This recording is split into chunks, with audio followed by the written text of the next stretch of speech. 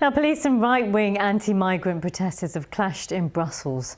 Police fired tear gas and detained nearly 100 of the more than 5,000 people who attended the demonstrations. Rahul Joglekar has more. A tale of one city, but two very different views on migration. On the one hand, thousands turned up as part of right-wing protests against a UN migration pact. More than 160 countries signed the agreement to frame an effective international approach to migration. The fear among right-wing groups is that the pact will result in higher levels of immigration into Europe. We willen onze stem verheffen tegen het Marrakesh-pact. Wij vinden dat dat genomen is, die beslissing om dat te tekenen.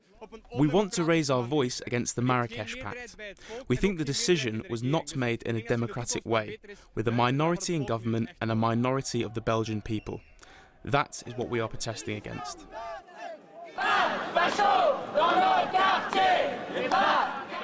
In another part of town, a smaller counter-demonstration. They're calling the right-wing groups fascists.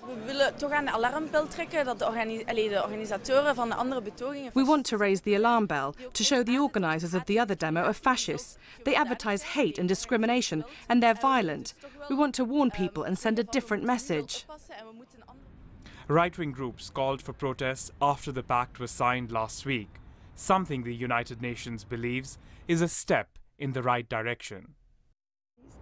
It will reduce the chaos of irregular, dangerous migration. It will increase access through safe legal pathways, for instance, to the labour markets that have deficits in human resources and will need foreign workers.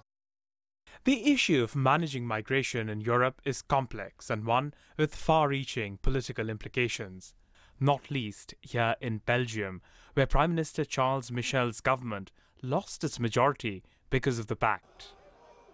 Opposition parties are now calling for a no-confidence vote.